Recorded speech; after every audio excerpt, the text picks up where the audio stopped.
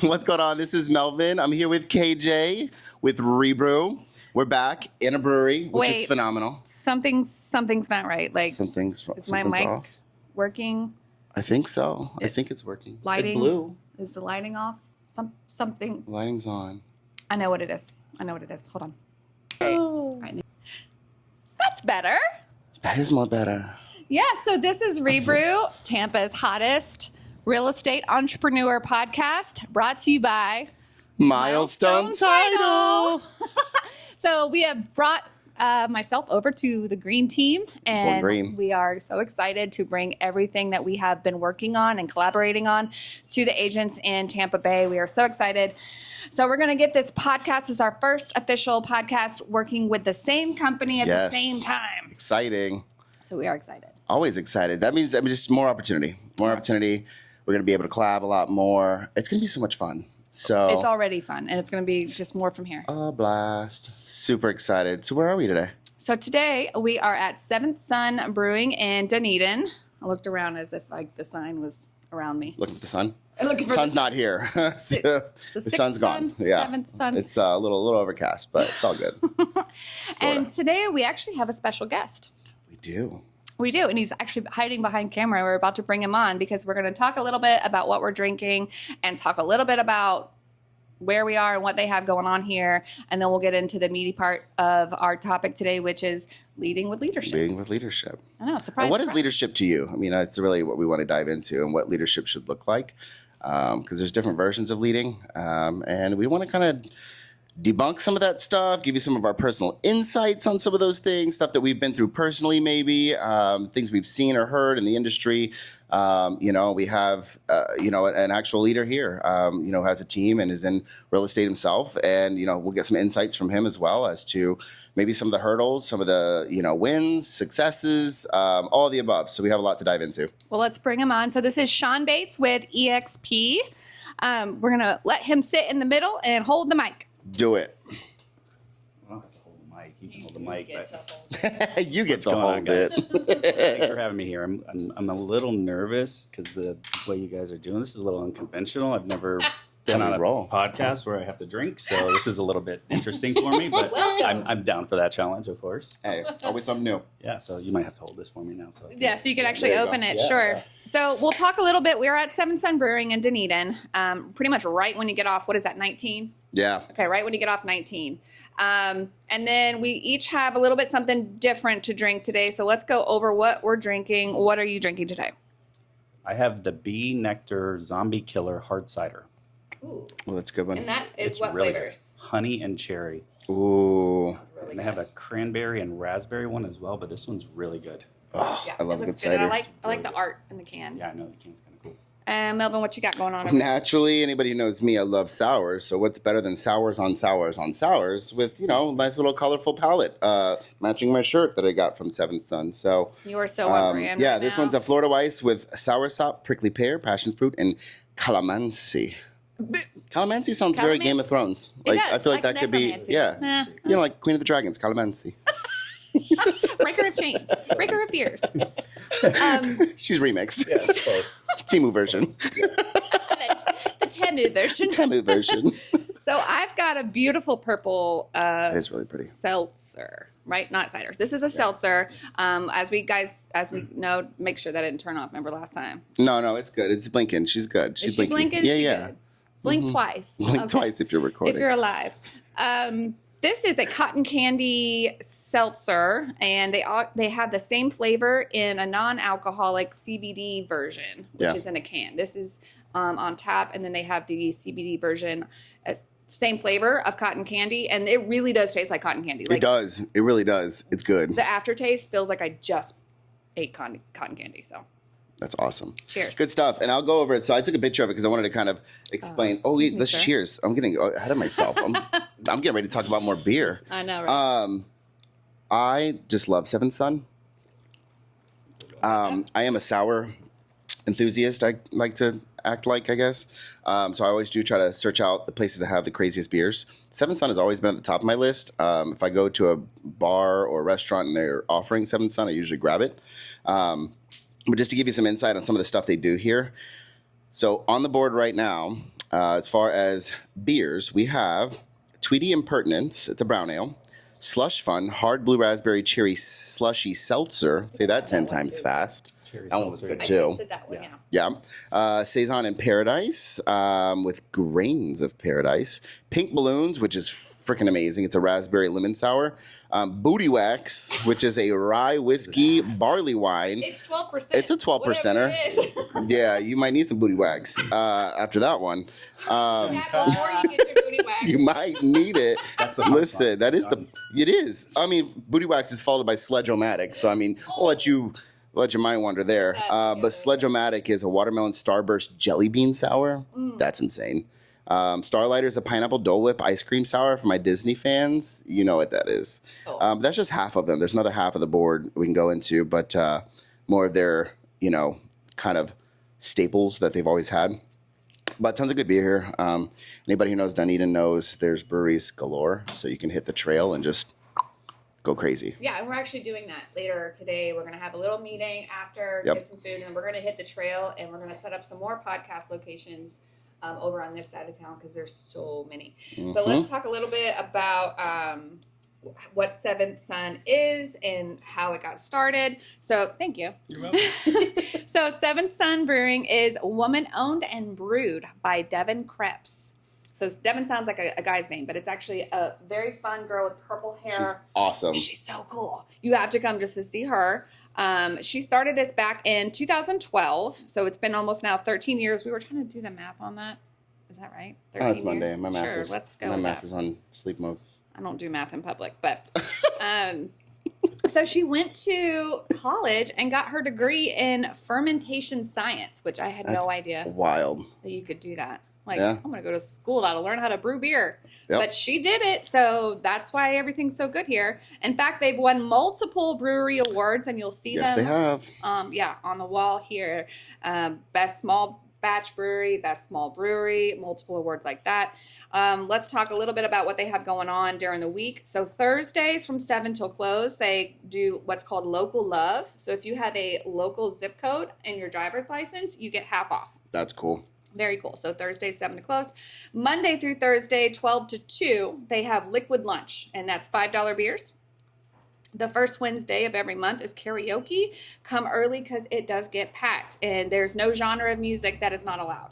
She wanted me to make sure. Love Say that. whatever you want. She said they have everything. Everything. Yes.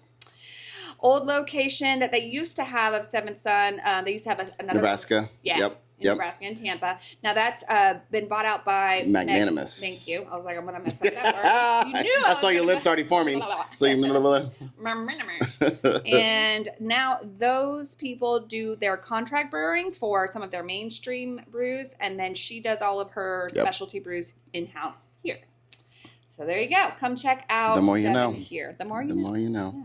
The more you know, the more you drink. I wish you were beer. I wish you were beer. Love it. All right. Okay, so today we're going to talk a little bit about just some leadership points of view.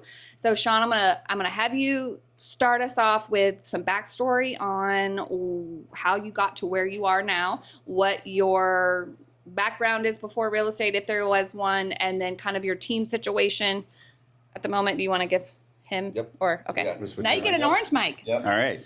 This is Go going to be ahead. fun. Tell us about it. All right, geez. So I've been in real estate for 12 years now. I started in 2013, so this is that math in public thing we're not doing. Yeah, We don't 11 know. years. Something. Yeah, July 1st, 11 years. There we go. Remember now. Started in real estate really as kind of a part-time, like let me make a little bit of extra money because I was at the time working for a credit union, managing multiple offices, and just wasn't making ends meet. So I was like, all right, well, let me do this real estate thing. I'll do it part-time, make a little bit extra money. It's going to be great. And then within 2 to 3 months, I was quickly realized that this is going to be way better than what I was doing. This. Yeah, this is actually like, this is all numbers. I can do this. And I was in banking prior to that, like my whole career from 18 up until that point. So 35. I just gave my age and so anyways, up Okay, until that was my that next point. question. Yeah. How old are you? So, up until that point had done finance, banking. That was my job. So numbers was natural. kind of having goals and things, consistently. That was part of what we did, especially in like retail banking. So having goals on a monthly basis, that was part of it. So then realizing, I'm going to like real estate. This is good. I can make more money. Transitioned to that, and then started buying for one of the local hedge funds, and quickly went from like no real estate to like 100 deals my first year. Whoa. That's awesome. So for those of you who are listening that are not in real estate, let me explain something. That is not normal. No. That is very impressive. Most people, their first year, maybe 2-3 deals. Maybe if, they're by themselves. Were you on a team? So I worked under my broker, not my broker, by the person that kind of was and still is my mentor, Russ. Lagan? Russ Lagan, yeah. Yeah. So was working under Russ. He's the one that had the relationship with the hedge fund. Basically, he plugged me in. He's like, do this.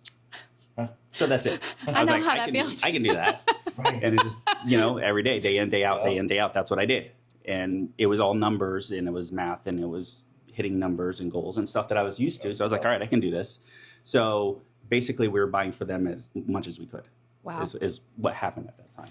Yeah, I know the during that time frame, still actually through the 2021 craziness, the hedge funds, they ended up picking up a lot of property, especially here in Florida. Yep. But to be in with them and be able to service them as your real estate agent, like that's a great gig that you had going on. That's awesome.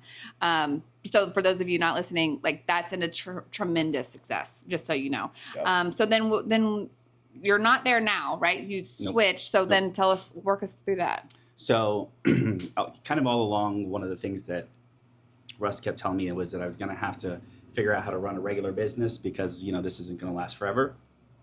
I'm like draining because I'm... Yeah. Do you need a tissue? No. It's... Okay. Drink more. Yeah. Drink more. It'll help. That'll help. All right. So as the business started evolving, this is back in like 2013, around 2017, 18, we started to see the market shifting away from being so buyer heavy and getting more towards sellers. More balancing out. More balance of the market. So we started to see them slow down. And there's a couple times where they would come and say, hey, we're not buying any houses this month. And then I'd be like, oh shit. Why not? Like, what do you mean? I have family. I have the, bills. Like, this is my livelihood. So quickly I started to pivot towards a regular business in real estate. And it was really from 2017 to 2018 where I made the decision that I was going to stop with that type of business.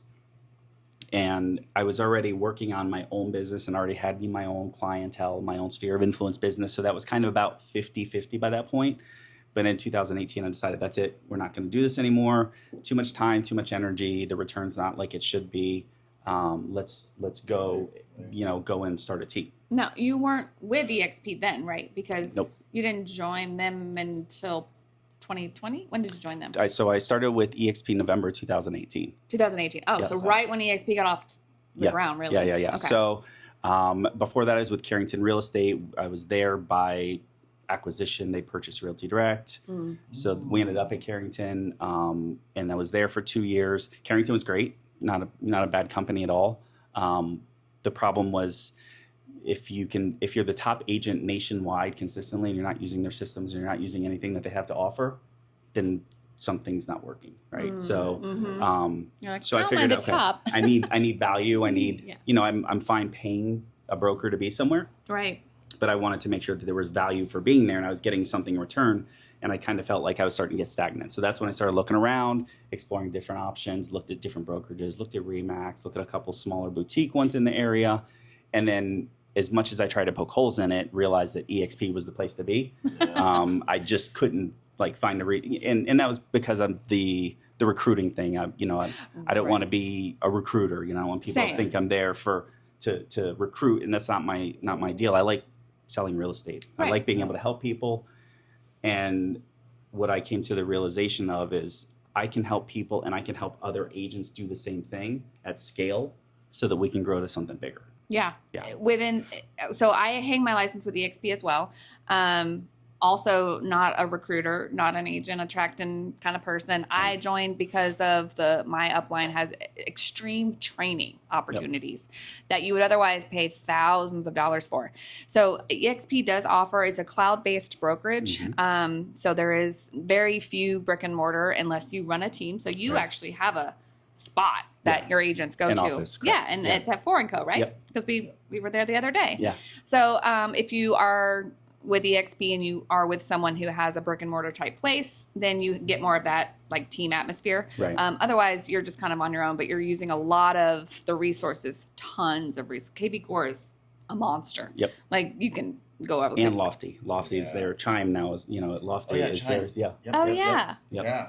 Keep up with the times, Chimes. Yeah. So, all right. So then how'd you get into the leadership role with EXP? So, so every role that I've been in since my mid 20s I always ended up in a leadership position, which, being honest, is the scariest thing in my whole world. Is like being responsible for other people. Terrifying. It's like being a parent. Except that this don't cry, Sean. Yeah, I'm gonna cry. Don't do it. First day of school for the kids today. Oh, no. High school for my youngest. So like I had an emotional day already today. I did cry. I'm not gonna lie.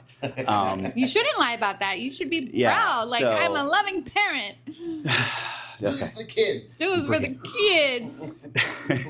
So my vision was that I can obviously help others, and being in a leadership position I just always landed in a leadership role, I guess because of wanting to consistently do more, be more, go to the next level. That's naturally what tends to happen. So I decided, and it was a decision. Like, I was doing very well as a single agent. I had my assistant that was working for me. The system was working well. We were doing great. We were, closing a bunch of houses, helping a bunch of people. Everything was good. And then I just realized there's only one of me. I can only do so much. And I can't scale me, so I have to be able to expand out. So let's start a team and let's start bringing in agents and let's help them to help other people. Right. And then naturally it'll come back to me. Right. So that was where the evolution of the Bello home team came from, early 2019, like very early 2019. Again, we never actively recruited. But within probably 2 months, I'd already had a conversation with Anthony, who's one of the first people on the team. He is someone that we had just done transactions together. Mm-hmm. He had listings, I had a buyer, and that just kept working out. And it became someone that we started to know. And really what would happen is if we liked someone when we did a transaction with them, we would have a conversation to learn more about them and see if they would be interested in being part of a team. Right. That was it. But that's completely fair. That's how most business is done, right? You're like, I really like the way you did that. Yeah. You want to come work for me? Yeah. Right. And it was important because we wanted to make sure, first of all, that we like you, right? That, you're someone that we can get along with. And that they do fit with what we're trying to do, because not everybody's for everybody. There's some very high pressure, Say that again for the ones in the back. Not everybody is for everybody. Facts. Okay. So Perfect. Not every team is the same. There's some teams that are very high production, high pressure, high sales, make your calls every single day. Not every agent works like that. Right. More relaxed. That's very transactional. Yeah. Type. It is a numbers game, like you said earlier. Real estate is. It's a contact sport. It's a numbers game. All of that stuff. You can say all the cliches you want, but at the end of the day, if you're doing something that's completely against your grain, then you're not going to do very well at it. So you have to find a good fit. You're right. And I've learned this more now than I did at that point when I started the team. So that is one of the things I've learned running a real estate team, is that not everybody is going to do it the same, because there's a certain way that I run my business that a lot of agents just won't do, and they can't do. I am one of those people that will. I'm like, I've been taking over this. I am one of those people that will sit at my desk and make phone calls and send text messages and send emails. Yeah. I'm okay with that. I also spent 5 years, by the way, in collections in my early 20s for Chase. Horrible. Calling people that hadn't paid on their credit card in 6 months. So I have no problem sitting on the phone and calling people and like. People don't pay on their credit cards for 6 months? It happens. Yeah, it's a thing. Yeah. I worked for a credit card company for 6 years. How do you even? Okay. It's a whole thing. Yeah, it's a whole. So I was used to getting cussed out on the phone. I was used to all the negative that comes with a phone conversation. So I'm okay with that. Not everybody's cut out for that. No. And I learned that right. you know, in my business that not everybody wants to run their business the same. So that's one of the big opportunities that came, you know, with this. Yeah, and I like the way leadership, when I think of leadership, I've been in so many different roles myself. I mean, even, you know, it's really funny. I had somebody this week, it was so funny. I was talking to a realtor friend of mine, and we were actually last week, we were at lunch, and he goes, what haven't you done? And he was like, how old are you? I'm like, I'm 35. And he's like, and you've done all that? And I'm like, yeah, I get bored, man. Yeah. You know, so like, I've seen leadership from corporate America world. I've seen leadership from like the bank level. I worked for Capital One, USAA. I've seen leadership on a military level, being in the Air Force for 9 years, you know, and that's a whole different leadership style. You know, you have to do what you're told. You have to, right? You're good. It's like, so when I think of leadership, the first thing that comes to my mind is, you know, I've had these leaders throughout the years on all these different places. I mean, I even worked at Coca-Cola for like 6 years at one point. You know, that was a whole different experience. I'm like, the math ain't nothing. Listen, 9 years and then fresh, 6 years is 15 years. Fresh out of that was 20. Fresh out of high school, I was working. Where's the rest? Well, listen, 4 years were active, the rest were reserves. So, you know, yeah. I was dual purpose jobs. Dual purpose jobs. 2 jobs at one point. I'm like, he started working as a it's just leadership. When I think of leadership, I think of all these people who just kind of make that little cookie cutter mold, and they're like, one size fits all. It's not like that. Some people are hands-on. Some people are not. Some people are virtual learners. Some people are in-face learners. Some people read. Some people watch. Some people listen.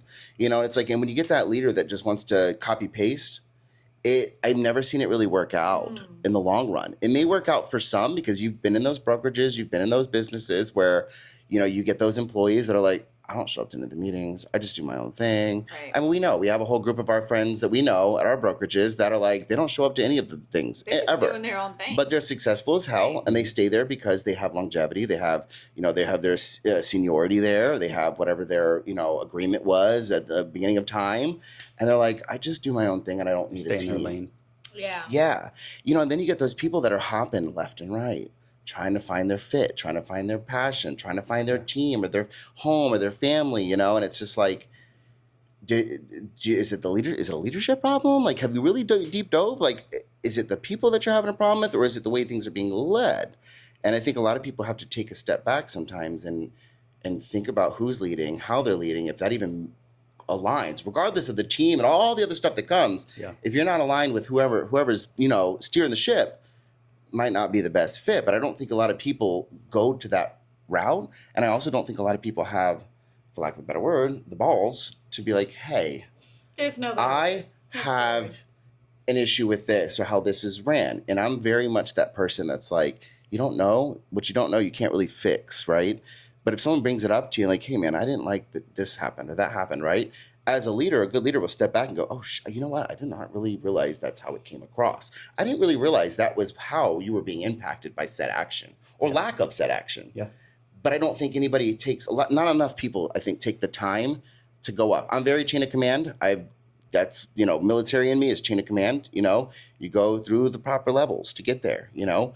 But sometimes if you realize you're going through that chain of command and it's not getting to the person that makes the decisions or that has the power, sometimes you got to skip it. You know, just say, all right, well, I brought this up a few times to the office manager and nothing's changing. I got to talk to the broker and just give them peace, you know, and just let them know where your head's at, what's going on before you make a giant decision that could affect a lot, especially financially. I mean, you know, being in real estate, I mean, you switch offices, it's new signs, it's new cards, it's new this, it's new shirts, it's new marketing material. I mean, everything is new, plus. You know, so like go to the source, have that conversation and be like, hey, is this how this is supposed to be? And then they will let you know, oh shit, no, that is not what I meant. Like, something skipped something. No, let's get this fixed, you know?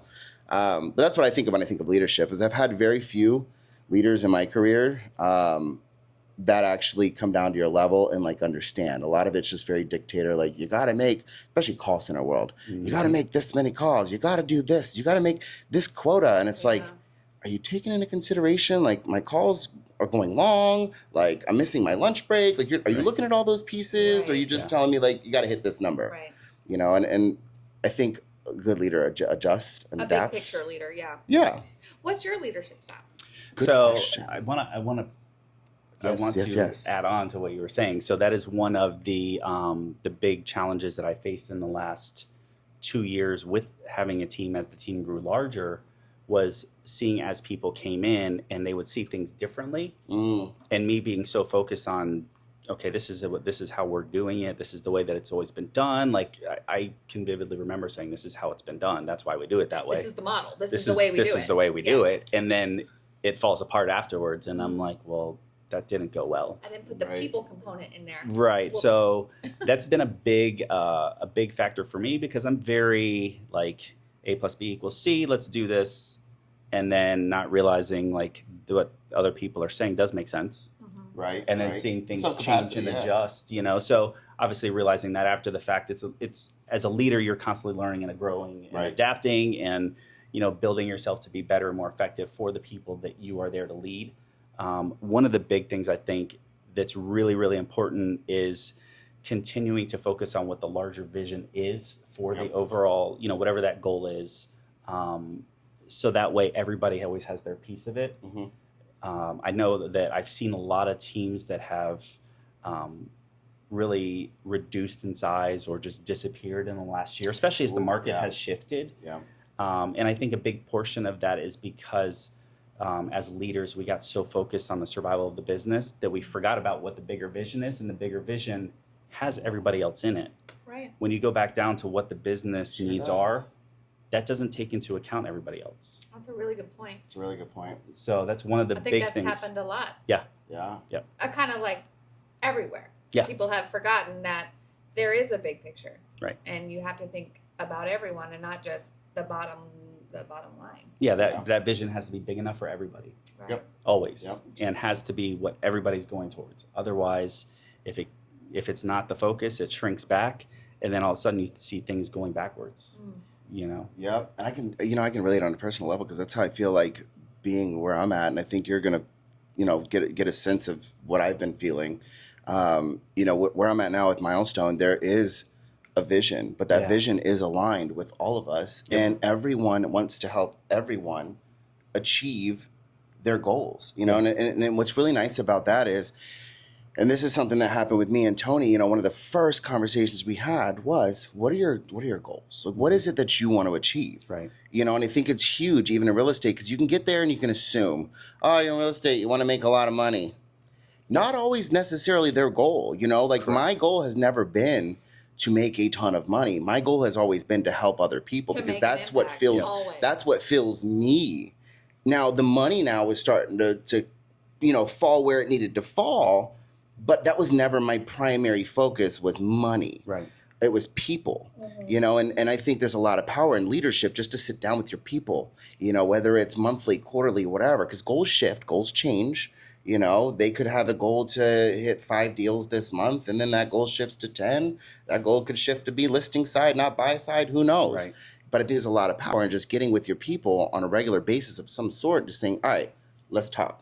3 months ago, this was your goal. Did you achieve it? Yes. Okay, cool. What's the next one? Like, what are we doing next? What can I help you do together? Yeah. And that's what I love about where I'm at right now, is I've never had that emotion of like, I got to do this by myself. I got to figure this out on my own. It's been like, what's your goals? Do your goals align with our goals? Yes. Great. Let's all achieve our goals together. Yep. You know, and just finding out what their goals are, I think, is huge. Not enough people do that. Yeah.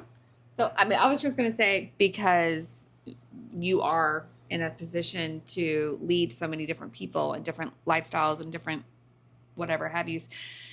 What is your biggest obstacles when it comes to leading a team? What are your biggest wins? What are some things that you really feel like you did well as, you know, doing well as a leader that you feel like you could do better on? Like, just get kind of real and raw about it.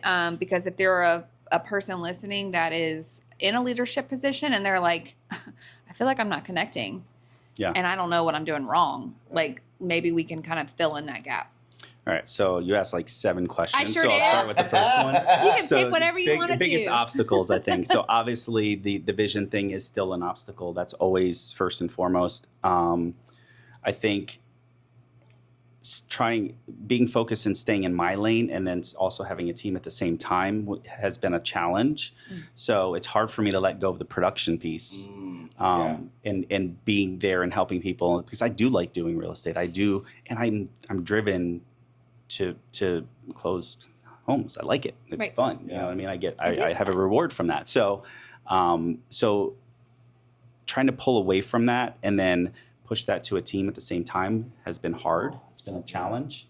Because you want them to like it as much as you do too. Hard always in a lot of industries. Just I want them to do it better than me.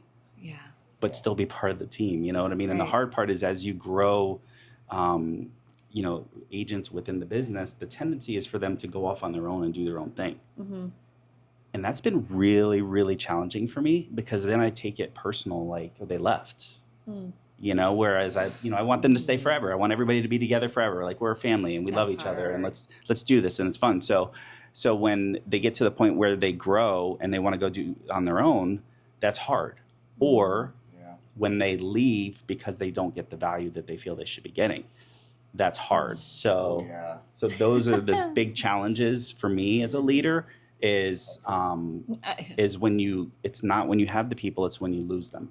And then looking inward and saying, okay, what opportunities do I have? Where did I miss the mark? What could I have done better? Yeah, but the fact that you're looking at that speaks volumes. Yeah. That's huge. Huge, because a lot of people will put on that hat of like, this works. Why are they leaving? This is fine. Why are they going somewhere? I know what I'm doing. Why would they leave? Like, why would they leave? They've never voiced a concern. It's like, are you looking at the little signs? Are you picking up the little tiny pieces? Because not a lot of people are vocal. I'm vocal. I've always been, So like when I made my switch from Fairway to Milestone, they knew months in advance where my brain was. I've had those conversations multiple times. Not a lot of people do that. But I was comfortable enough with my leadership, and they knew me and my heart and my goals enough, because they had spent the time, that I was able to have that conversation preemptively and give them an opportunity to like, hey, is there anything we can do? And then when that day came that their hands were tied just because of the way the mortgage industry is, and, their financially, there wasn't anything that they could do, even if they wanted to, that conversation didn't go like most people that I've dealt with in this industry went. And it was very like, you know what, we've always supported you. You're going to do amazing. And we're proud of you. And we want to be a part of this journey with you, and to this day, we're still close. We still talk. I'm still finding ways to help them from the other side, send them business, send them deals, because that's how they treated me. Then you get the flip side of the leadership role where they do that.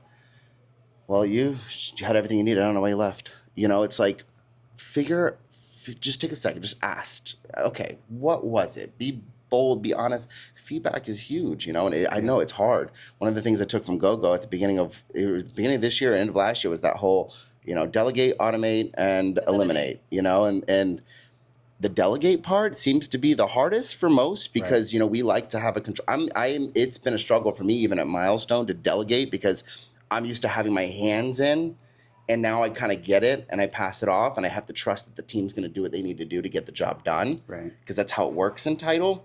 And I was the one that had to get the job done. So like it's a big mental hurdle for me, because I'm like, are they responding? Are they emailing? I wasn't CC'd. Did they get an email?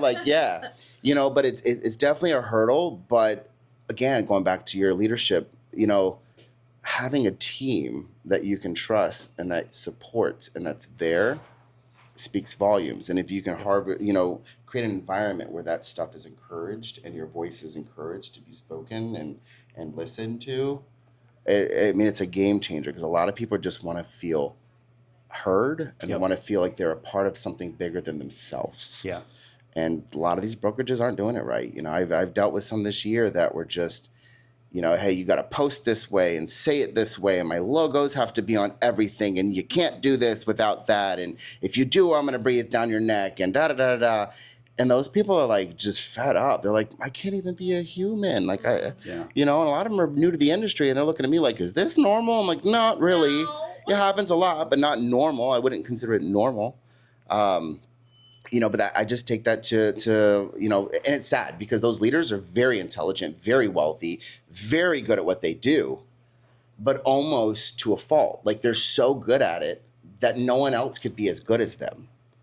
And that's how they treat everything. Yeah.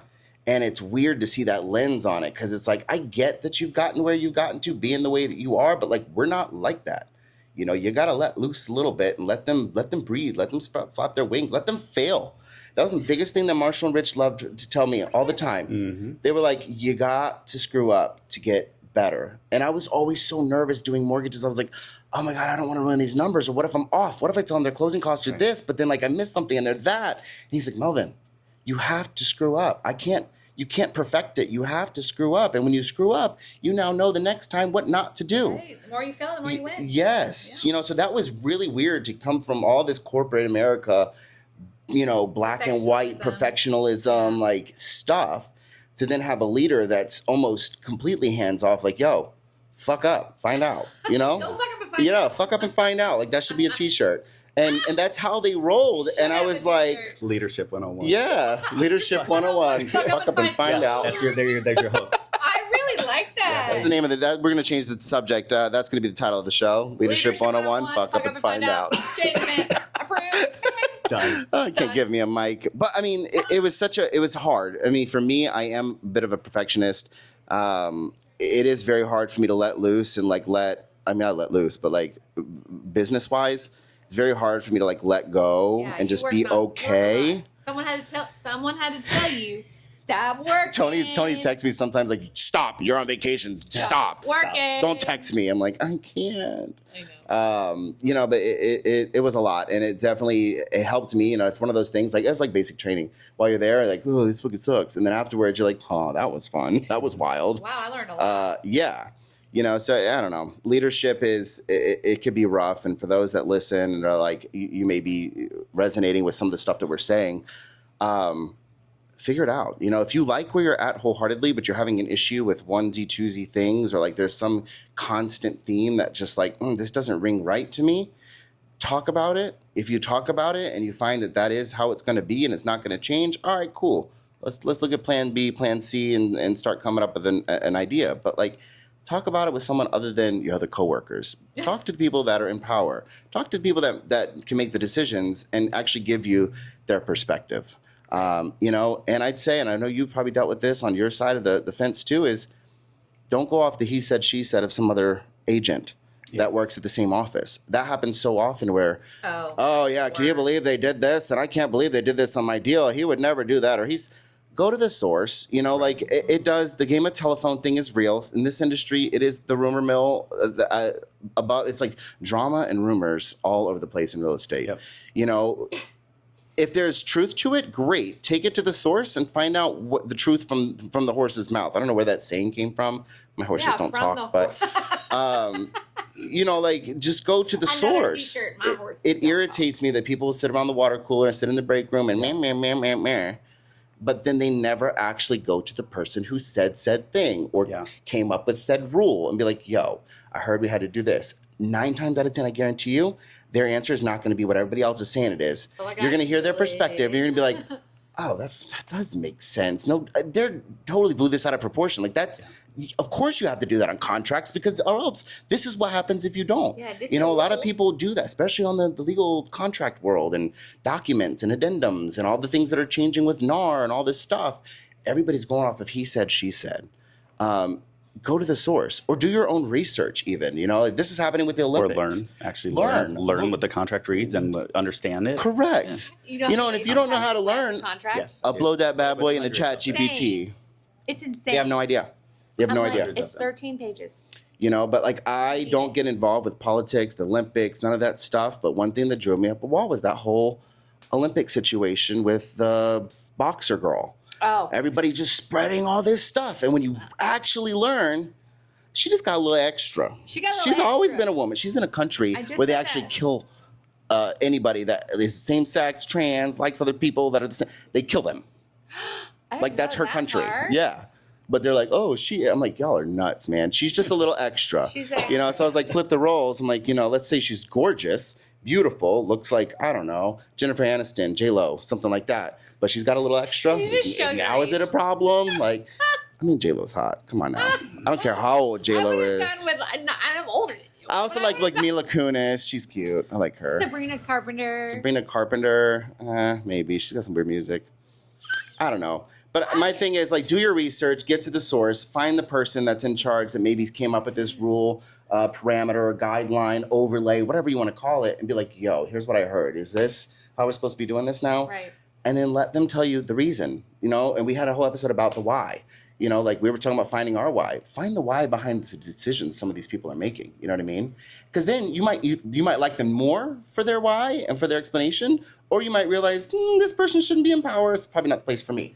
Either way, you're going to formulate your own opinion based off of facts from the person who came up with said thing, not from your friend down the street that texted you whatever. Oh, they don't like me because of this, and I'm like, oh, come on, get to the source, figure it out. So where are you now, Sean? You've had a couple of. Here we are. I'm in Dunedin. Yeah. Cool. Me too. Cheers to being in the same place at the same time. I think you had some changes in your team, absolutely. And then you probably had some realizations, some things that you wanted to do different. Let's hear about those. Okay, so here we go. Deep breath. Deep breath. So yes, lots of changes. For breathing deep and not coughing. Good job. Yes. You're off the hook soon. We're running up on time. So the team has dramatically changed in size. So we are back down to a team that I started with just having 4 people right now, which is okay. And part of that is I've learned as the team has scaled up and scaled back down, a lot of things about myself as a leader that have been very insightful and helpful. That's awesome. One of the things is to listen, obviously, to what my people are telling me, and be more open to their suggestions and the ideas that they have. Mm-hmm. So, me being a production-focused person, I'm like, let's go, go, go. And then when somebody's like, hey, what about this? I'm like, eh. And then, I might not even really pay too much attention to it and just keep on going. And now that I don't have the noise of, because the market has forced a lot of this too, which is really, it slowed down. It's helpful. Yeah. And it's a good reflection point for anybody that's in real estate or as a leader. Yes. Offer, you can shift. So it's been helpful for me to look back at those conversations and say, yeah, that was a good idea. Yeah. That was something that is a good idea. Or they have a lot of different ways that they would like to go about their business than I do, and they make sense. So the good thing is my team had a mix of people that like to run their business different ways. Some people like social media and trying to build their business that way. Some people like sphere of influence and got to be belly to belly and talking to people. Some people cold call. Some people, I'm the one who'll cold call. Send me the Zillow leads. And I'm like, here, guys, take Zillow leads. Scared. And they don't like Zillow leads. Yeah, and I'm like, but you have Zillow leads. And I'm like, call the leads. And they're like, no, we don't like the leads. And here I am getting business. And then we have, there's a mix of everybody. You have the sphere of influence person. You have the one that has friends and family and likes to do social media and events. And then you have somebody that actually likes to cold call. All different people on the team doing it different ways. Powers combined.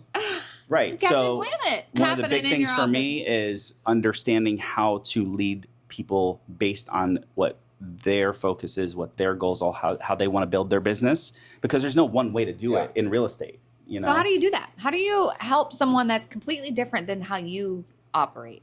Well, so one of the big things for me as I started the team was that I always told everybody there's no one way to run your business. Mm-hmm. So mine is not comprised of any one thing. It would be a mix of Zillow, sphere of influence, sending out letters and doing, mailers, stuff like that. So we'd always have a mix. I'd always have 3 or 4 different things where business was coming in. That way, if one shut off, we weren't completely dead in the water with no business. Like we just shut off Zillow. We're not doing that after. Oh, you really did just shut up? Oh, wow. So after 7 years or 8 years, we're not doing Zillow anymore.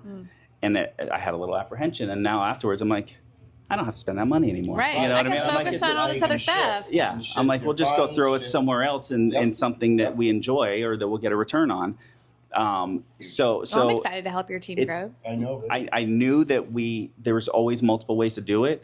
It's just me making sure that I help them develop whatever it is that their special talent is, whatever is their focus is, so that they do it at the highest level. Right. Not trying to make them do it the way that I do it, because that's how I've done so much business over so many years. Now, let me ask you this. So on that level, wouldn't you say it's very beneficial to know what your goals are? I'm sure you dealt with those agents that will sit down. You're like, what are your goals? You're like, I don't know. I want my money. You know what I mean? So like how... I don't want to be poor. Yeah. You know what I mean? I guess from like a leadership standpoint, especially in this industry, how would that be something that you would navigate if you sat down with someone who had no goals, and wanted to join the brokerage? Like what would that look like, or what's the conversation? The opportunity right there. Right. So everybody has a goal. Yep. You have to understand what they're driven by to then figure out what their goal is. So everybody's drive is different. Yep. You said this earlier, is that your drive is not money. Correct. For me, it's monetary because I'm the head of the household. I'm the one that makes the majority of the money. You know what I mean? So for me, it's very monetary driven. Other agents, it's not. Their goal might be to be able to give back to the community more. Mm-hmm. Okay. That's fine. Well, that's very different than being monetarily focused. Monetarily focused, I'm like, boom, let's back into it with how many calls, all the stuff you got to do. Well, if your goal is to give back to the community, well, then now we got to go figure out how do we do that? Yep. How do you want to give back to the community? What does that look like? Is there a time associated with that? Is there a monetary number associated with that?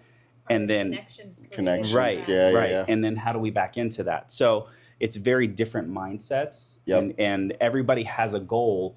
It's just not setting specifically the same, like starting at the same place. This is your goal of selling $10 million in sales this year, and it's going to get you this much in GCI probably, and you have to do this and this and this. It's not quite the same. Yeah. So I have run against that. That's pretty powerful. That model, it's talked about in the MREA book, which is the Keller Williams based book, but they talk about it's called the economic model, and you basically say the goal and then you back it down, and it's a numbers game. How many calls per day, how many appointments per week, how many contracts per month. It is a very powerful tool. But if your goal isn't to have max contracts, max GCI, which is gross commission income, for those of you who are not in real estate, if it's something different, then you have to consider that. You have to put that into the formula, and it's not in most of the big models. Right. It's going to be specialized to that person. So when you come across someone whose goal isn't aligned necessarily with yours, like monetary, but they're a wonderful addition to your team. You love their energy, you love what they bring to the team, their excitement, their whatever. How do you manage that? So you still have some common things you're going to have to do. There's still certain activities you have to do consistently, depending on how it is that you're going to build your business. So if it's that person wants to give back to their community, that's their focus. They want to build their business through social media. What are we going to do in social media so that we can do that, so that we can bring you towards that goal? Is it an education piece? Is it some awareness that you're building around whoever it is that you're trying to impact? Who is it that you need to get your message to so that you can do that and you can build your business at the same time? Who's your audience? Right. So it's really kind of refocusing and tailoring their strategy based on how they want to build their business and what the impact is they want to make, whatever that is at the end. So it's really just you having those one-on-one intimate getting to know. Yeah, where you're not really leading the conversation. You're sitting back and listening, which I feel like a lot of leaders have a hard time with. Yes. They don't want to sit back. Horrible. You pointing your finger We're getting at yourself? there. Yes. Yeah. It's a challenge. Like I understand. I've learned all these things recently. It's been fun. I would love to do a disc profile on you. Have you done the disc? I can tell you right now what you are. The disc profiles. I can totally tell you what you are. But people who are in high leadership positions, they oftentimes are the same archetype person, right? They just are. That is a big indicator on if they're going to be successful or not. Now, sometimes there's these rarities. I would say the person that we work for now is a very different person than a lot of successful people are. Very. We can put money on my disc, and I bet you're wrong. Really? Yes. Oh, now we got to do it. Yes. All right. We'll Well, have to do the results. I think you're a DC. What are you? I don't think so. I don't know it. I have it on my phone, though. I'll pull it up afterwards. Okay. Yeah. All right. I think you're probably 50-50 a DC. We'll see. So I love all the points. My final question to you, I think, on this one would be, from a level of leadership in this industry that we're in, right? What would your message be to, I like to call them the part-timers, the ones that dabble in real estate but want to do more, but haven't fully committed yet, and they're kind of on the fence. Like, how would you handle a part-timer? What would you tell them to get them more motivated to understand, like, this is something you could do? So I've had the luxury of having multiple part-timers come onto my team. And one of the first things that I do is I tell them, don't quit your day job. Not yet. Hold on. Until you're at Right. the point where you're ready to fully commit to this. And if you don't have a certain amount of money saved up to cover yourself for a certain amount of time, True. I don't want you to quit your job, because this is not easy business to get into and make money. That is really smart and transparent as a leader. Very. Because most people are just like, quit your day job. I'm going to make you money. You got to do this full time. You got to focus. I appreciate And at that. the same time, I have certain expectations that I would impress upon them. Like, you have to commit at least this amount of time, 2 hours a day, of doing whatever that is that we identified that's going to drive their business. Yeah, whatever they're... To be able to propel your business forward. If you cannot do that, then keep doing what you're going to do, and you're going to be part-time. Yeah. Yep. So you have to do at least 2 hours a day, Yep. which you don't want to do at the highest level. 2 hours. I know, Come on. it's ridiculous, right? It's not that bad. Like, this is the biggest challenge that I'm up against is just come in and do 2 hours of whatever the hell it is that you have to do. Yep. Whatever we identify is going to be your thing that's going to drive your business every day. Yeah. Yep. And then you can Consistency. do whatever you want for the rest of the day. Yep. That's it. Go to your other job. You know, and I think a lot of people get into this and they think, oh, make your own hours, make your own this, make your own that. It's like, yeah, sure. But it also makes your paycheck. So you got to really figure out what your goals are. Like, are you looking to just do this for fun for your friends? Or do you want to make a career out of this? Because that's going to dictate how much time you spend on this. But that's a great point. Like, don't quit your day job. Make sure you have some money saved up, because it's not free. Make sure you can do You this. know? Yeah. And this opportunity allows you that opportunity. This opportunity does allow you that opportunity. Yeah, Opportunities open right. up opportunities, okay? Opportunities make My opportunities. my first day of being unemployed, when I quit from the credit union, that very next Monday, I called Russ and I was like, "What do I do?" Oh, you already knew him. Yeah. Oh, because you were part-time. I know. Well, yeah. At that point, I was doing part time for a couple months, but he was a member of mine at the credit union. So he knew me. I didn't really know him. He reached out to me because I got licensed, and then that's how that went. But I called him and I'm like, "What do I do?" Like, I don't know what to do. I had no idea. I was lost. I was like, I have no idea. And he's like, here's what you're gonna do. Come to the office, and that's what I did. Which I'm a big advocate of an office. I know, like, EXP is virtual. A lot of people love virtual. I like having a place to be because it keeps me accountable. Yes. And I do like for my team to be able to have a presence there because I think it keeps them accountable as well. Agreed. That's not for everybody. Right. But I think there is a lot of power in that as well. Well, I think every day you have to be in every day. For some people is unrealistic. Back in the day, yes, that could have been something that you required as a company. You must be here every day. But ever since 2020, I feel like a lot of people, just call a spade, are looking for more remote type jobs because they realize, they're like, I can get so much more done professionally and personally when I don't have to commute to an office. Yep. But having a space where you're like, I go in every Wednesday, I go in every whatever, and that's my day to, like, get all the admin stuff done. And huge. That's huge because if you do not have that, I do that now. It's every day. It's just every day. I have to. That's why I'm at Foreign Co. That's why I see him there all the time. When I'm there, that's my, like, all right, if I'm home, I'm going to get sidetracked. If I'm here, I'm going to get sidetracked. Right. So I go there and I just He ignores focus. I'm like, "Hey, what's going on, Melvin? What's going on?" I try to talk to him, and he's like sitting at the little. Oh, sometimes I'll be zoned in. He zones in. Yeah. Hard. If his medication is Oh, yeah. medicating, Zone.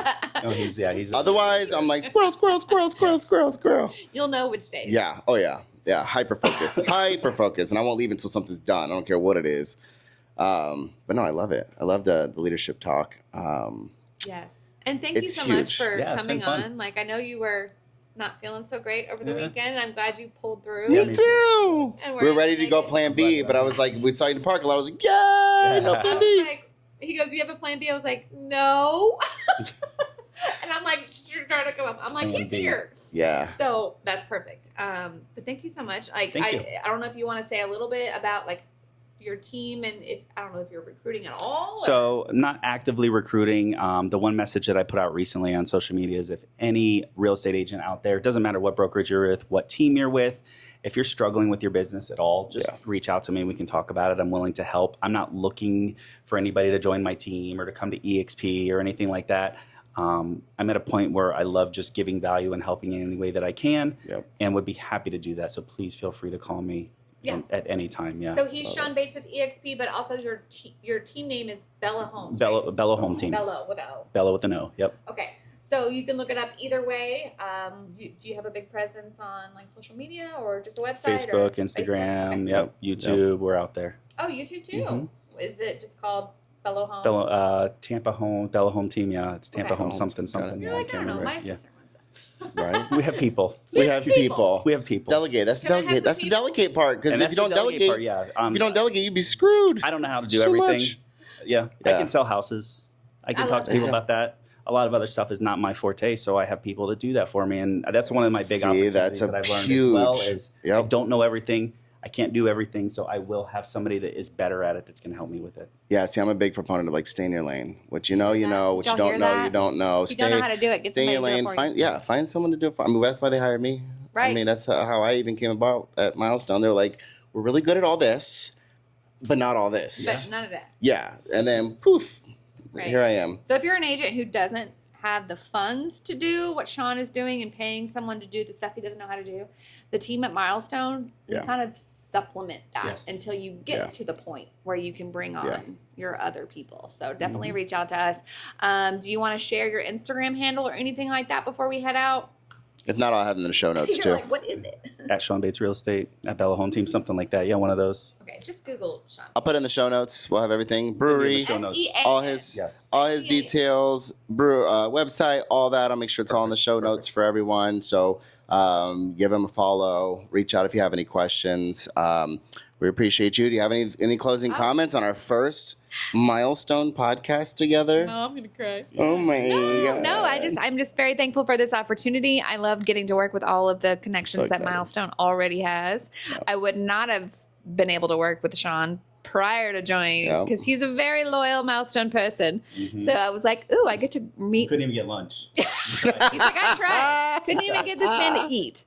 So you tried. I told on you. Oh, I know. I was like, Tony. I heard. And they were like, I know we needed like a name. The only name that I thought of is not appropriate for everyone. Not everybody's a Milestoner, so we can't usually use that. So we have to find like Milestonian. Milestonians. He's a key member of the Milestonian era. I love it. But yeah, no, we appreciate you guys. A lot more coming. We're going to go hit up some breweries today, try to get on the calendar for some other ones. Now that we're no longer competitors, there's a whole lot of new things that we can do together. This is going to grow bigger and bigger and bigger. We're going to find ways to bring people in via Zoom as well. Some of my coaches, some people from across the nation. I've got a couple ideas in play. So hang in there. There was a little lull there for a little bit. We had some issues getting some scheduling with some of the breweries, but now we're back up full speed. So stay tuned. There's a lot more to come, a lot more topics. And love it. We might even start expanding out into non-real estate conversations. We'll see how that goes. Non-real estate. Have some fun stuff. So if you have any ideas, let us know. Shoot us a DM. Send us an email. IRL. Bye. Bye.